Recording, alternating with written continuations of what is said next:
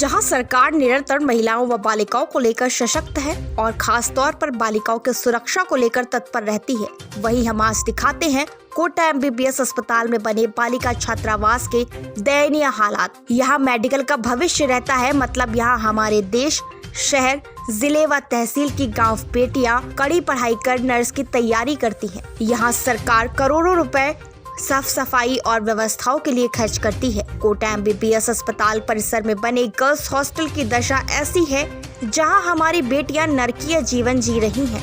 आगे देखिए सूचना इंडिया टीम द्वारा औचक निरीक्षण में चिकित्सा महकमे के देखरेख में संचालित छात्रावास में किन गंभीर लापरवाहियों का खुलासा हुआ।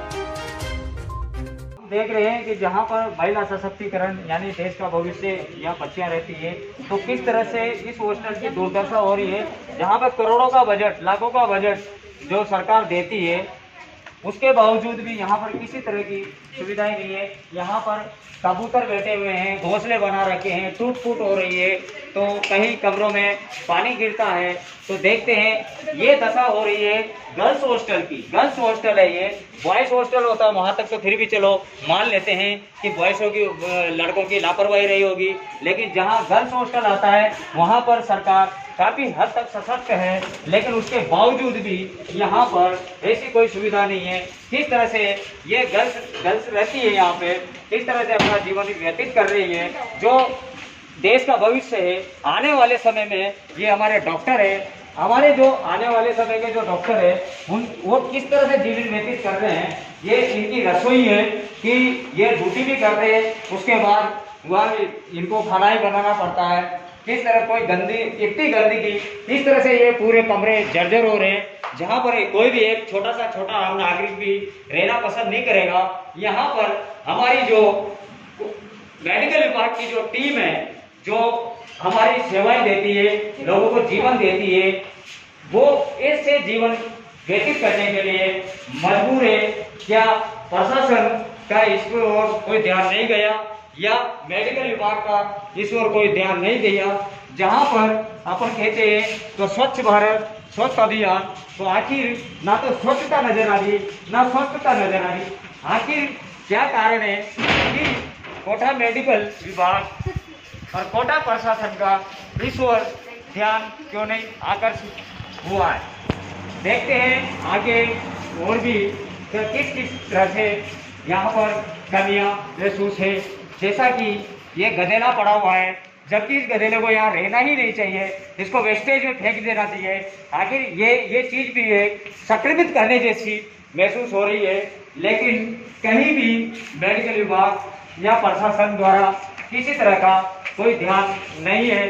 ये है हमारे बच्चों के जो बाथरूम है, किस तरह से इसमें पानी टपकता है और किस तरह से ये जर्जर हो रहा है। यहाँ पर व्यक्ति आना तो बहुत दूर की बात है, लेकिन यहाँ पर फिर भी हमारा मेडिकल विभाग का भविष्य ये देखने को मिल रहा है। देखो किस तरह से यहाँ पर ना कोई नल है, नल भी है तो उस तरह से कोई सुविधा नहीं है कि हमारी बच्चियाँ हैं, हमारा भविष्य है, वो किस तरह से जीवन व्यतीत कर रहा है। और हकीकत कुछ और बयां कर रही है।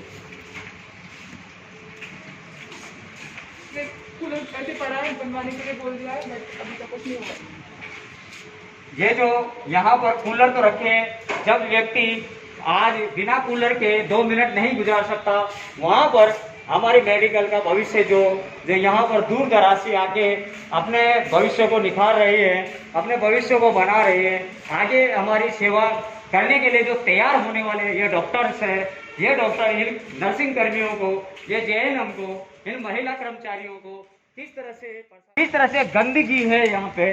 जहाँ पर एक तरफ हम स्वच्छ अभियान चलाते हैं, और स्वच्छ अभियान माननीय नरेंद्र मोदी जी द्वारा जो चलाया गया, कई हद तक कोटा उसमें कार्य कर रहा, लेकिन जब हकीकत देखी तो ऐसा कुछ नजर नहीं आया कि रोड तक सफाई हुई, गली मोहल्लों में सफाई हुई। लेकिन जब हकीकत देखी गई तो अंदर की और किसी ने कोई ध्यान नहीं दिया। देखते हैं कि आगे कि किस तरह से मेडिकल प्रशासन इस पर ध्यान देता है। ये जर्जर हो रहे हैं, यानी देख लो इसमें लाइट तक भी नहीं है। इस तरह से हमारा भविष्य हमारी बच्चियां अपना जीवन व्यतीत कर रही है, आखिर सरकार के पास जो करोड़ों का बजट सरकार जिला प्रशासन को देता है, मेडिकल विभाग को देता है, आखिर उस बजट का उपयोग कहाँ पर होता है? इधर पानी भर जाता है।